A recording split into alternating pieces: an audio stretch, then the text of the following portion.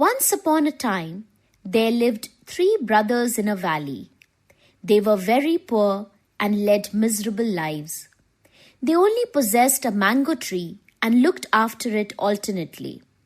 They divided the mango tree equally among themselves. One day, an old hermit came to their village.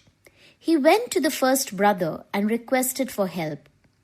"Take these mangoes which are my share of the fruit, but I cannot give these mangoes which do not belong to me, for they belong to my brothers," replied the first brother. The hermit then went to the other 2 brothers and asked for help. The hermit got the same reply from the 2 and was much pleased with their hospitality and liked their fair dealings. The hermit happily asked one of the brothers, "What gift will you like to have?" The first one said, "I would like to have a herd of cattle to tend." The hermit took him to a meadow where a number of cows and buffaloes were grazing. Then he went to the second brother and asked him what he wanted. The second one said, "I want a fertile piece of land which I will cultivate for my living." The hermit showed him a fertile piece of land. The second brother was delighted to see the rich crops growing in that piece of land.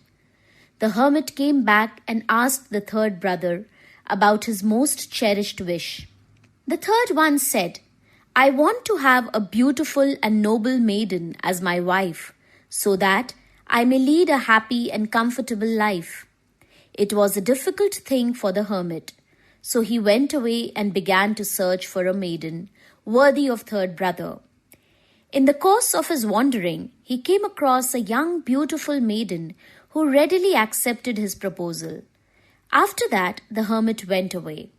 All the 3 brothers began to lead happy lives and became rich and prosperous in a very short span of time. After a lapse of some years, the same hermit returned to the village again. By now he had grown very old and had completely changed in resemblance. He, however, wanted to see whether the 3 brothers were as just and generous as before, or they had changed with the passage of time. Thinking so, he went to the first brother and begged for a little milk. The man uttered rudely, "Go away! If I start giving milk to every beggar knocking at my door, on what shall I feed my children then?" The hermit said angrily, "You ungrateful fellow! You are unworthy of the favor given to you. You must return to poverty." The hermit held out his stick, and the first brother was surprised to find the animals vanished. The hermit then went to the second brother and begged for some corn. The second brother too said, "I have no corn to give you. If I do so for every Tom, Dick, and Harry, I shall have nothing left for me." The second brother too was cursed, and his rich and prosperous farms vanished away with the twinkling of an eye. Disappointed with the behavior of the 2 brothers, the hermit went to the third one and asked for some food and shelter.